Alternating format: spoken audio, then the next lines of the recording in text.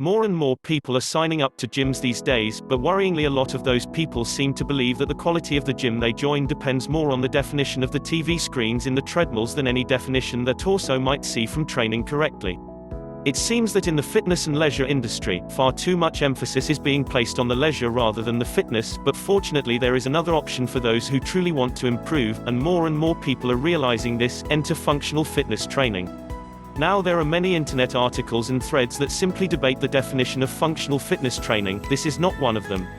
I understand that any training can be classed as functional depending on what you're training for. For example, if your job description includes a need to have the largest biceps in the world, then yes, 2 hours of bicep curls a day could be classed as functional training. The goal here is not to argue the vagueness of the term, but to highlight the benefits, so for the purpose of this article, functional fitness training will refer to an exercise or group of exercises that mimic, adapt and allow the improved performance of life's daily tasks for the majority of people, with a reserve left for individual goals. Here a goal could be, and usually is, to improve quality of life outside the gym, that is to have an increased capacity for recreation and play, whether this be a grandmother having fun with her grandchildren, or a teenager playing football.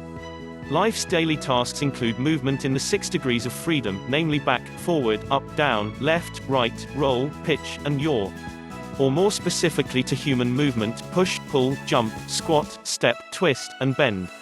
So functional training is training that seeks to improve as many of these movements as possible through one or a series of exercises. So consider functional fitness training defined, for this article at least. So, if there exists functional fitness training, does this mean some training is unfunctional? The answer to this is a definite yes, and unfortunately it's all around us, and we'll be writing an article on the topic of unfunctional training shortly, so hold tight. The many benefits of functional fitness training. Much of what goes on in gyms today is impossible to recreate outside of that environment. Functional fitness training allows you to develop strength in a controlled environment and then apply it to everyday life outside of that controlled environment. Many favorable improvements gained from functional fitness training are down to the amount of fitness bases covered in any one session. Indeed, in one movement you could be improving strength, coordination, balance, agility, accuracy, flexibility, endurance and stamina. There are very few activities that can produce an improvement in both neurological fitness, balance, coordination, agility, accuracy, and physical skills, strength, flexibility, endurance, stamina. This is achieved by using a large number of the body's joints and muscles at once, training your body as one unit. Your body was designed to be used like this. Training your muscles to work together this way means more focus is on training movements rather than isolating individual muscles. Anytime your body is moving rather than remaining stationary, you rely on dynamic balance as opposed to static balance, and dynamic balance requires a great deal of core stability amongst other things. Functional fitness training will only seek to further improve core stability and strength, which has the knock-on effect of improving most aspects of your moving life, in particular, improved intra-abdominal pressure, posture, and injury prevention.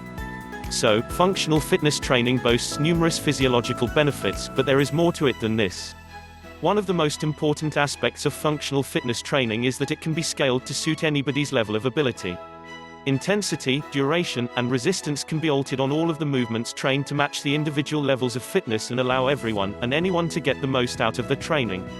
On top of this, functional fitness training is constantly varied and is very often different every session, a trait that should be absolutely necessary in any fitness plan or schedule. The ability to not get bored with your training is a luxury that very few people training in conventional gyms have.